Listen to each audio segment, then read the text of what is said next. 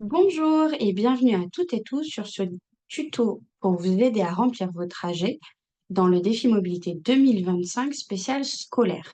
Ce que vous voyez apparaître à l'écran n'est qu'un exemple. Donc, il y a Alizé Nantes pour vous montrer, mais bien sûr, vous aurez accès à votre propre défi avec le nom de votre établissement inscrit juste ici. Pour bien remplir les trajets, il y a deux étapes essentielles. La première est de remplir ces trajets en préparant la semaine du défi, en notant les modes de déplacement habituels et les modes de déplacement prévus sur la semaine du défi. Donc, que vous soyez référent de l'établissement, donc de tout l'effectif, que vous soyez référent d'une classe ou que vous soyez un lycéen autonome, cela fonctionne de la même façon. Vous vous inscrivez et vous arrivez sur cet encart, donc dans la rubrique Mes défis, que vous voyez juste en bas de l'écran. Donc, la première étape, c'est de bien remplir ces trajets. Donc, vous cliquez, vous arrivez sur votre semaine et vous devez remplir vos objectifs. Ici, on va remplir le lundi 19 mai. Donc, vous voyez qu'il y a à la fois les modes de déplacement actuels et le mode de déplacement choisi.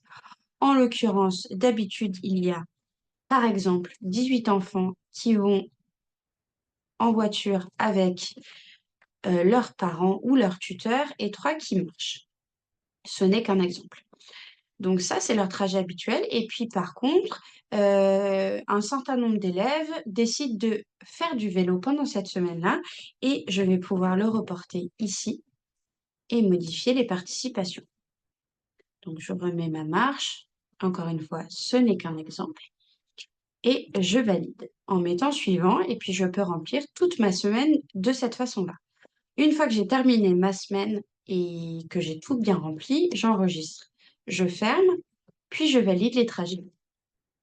Là, un écran apparaît en vous disant bravo, ça veut dire que la première étape est bien validée.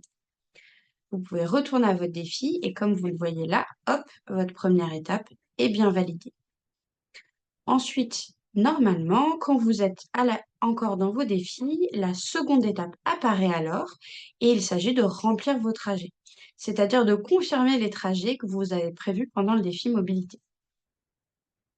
Ici, c'est la même démarche. Je retrouve mon lundi 19 mai. Je retrouve les déplacements habituels, le déplacement choisi et un encart vert est apparu pour confirmer les trajets. On va dire que tout le monde a joué le jeu cette semaine-là et qu'il y a bien 7 enfants en vélo mécanique et 3 élèves, 3 enfants en marche à pied qui sont venus et donc je peux enregistrer et fermer et je peux le refaire pour toute ma semaine. Une fois que toute ma semaine est complétée, je valide mes trajets. Et encore une fois, un écran apparaît pour me dire que c'est OK et normalement, c'est la dernière étape de mon défi. Il est possible que vous n'ayez pas accès à ces données-là directement dans mes défis, mais vous pouvez les suivre ici en suivant le déroulé sur votre défi, sur l'encart du défi. Sur le déroulé, vous retrouvez donc vos deux étapes, la préparation et la confirmation. Et c'est tout.